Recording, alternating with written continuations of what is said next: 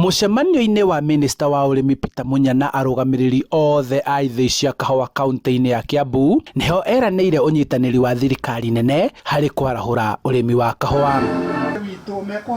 Thĩna mũnene ũrĩa arimi maugĩte ũratũma mamunye kahua nĩ kũingĩha kwa mathirĩ marĩa gavana wa Kiambu augĩte nĩ mararanĩria na bengi iria itinagia mbeca ici kuma kũrĩ arimi nĩguo kwahoteka mamarũgamĩrĩre gũtĩrĩria kũrĩha kwa ihinda nĩguo mambe mokĩrie na mathondeke kahua kao.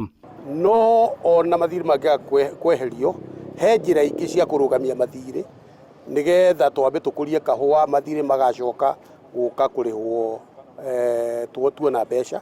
Maũndũ mau ithuĩ nĩ tuigana nĩ twarĩtie na minister atĩ ithuĩ twĩ Kiambu county no tũrũgamĩrĩre tũkorwo twĩ guarantee ya kwamba kũrũgamia mathirĩ nĩgetha arĩmi mambe macoke gũkũria kahua na magacoka kũrĩha.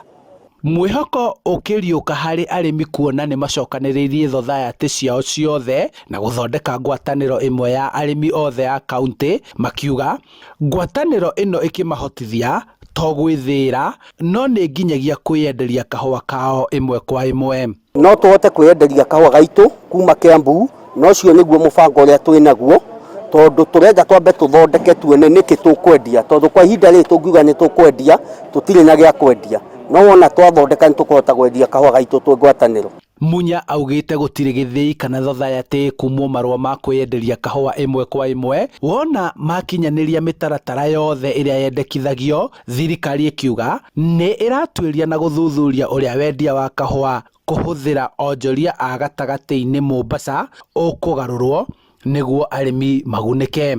Kwa nini wasijihusie? Lazima wauze. Mimi wako na haki ya kuuza kahua yao. Wakishikana pamoja wasema wanataka kuuza kahua yao. Nani anawazuia?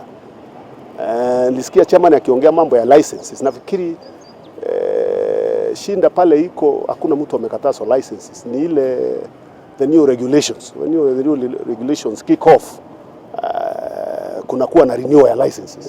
So I think that's where the confusion is. But kila mtu wako na license na yule anataka license kama kunaye atapewa license. Rĩu arĩmi maugĩte ihinda nĩrĩo rĩkuga kana nĩ mekwarahũra ũrĩmi ũyũ kuona thirikari nĩ ĩrutĩte bataraitha na ndawa cia kũhuhĩrĩria mĩmera na kũnyorokia kwa mũbango wa ũrĩa irĩheanagwo na ũrĩa ngombo irĩkinyagĩra arĩmi ikĩmahe mwĩhoko mwerũ. Handũ-inĩ ha Inooro TV kuma kaunti-inĩ ya Kiambu, njĩtagwo Charles Gĩkunga wa Kariũki.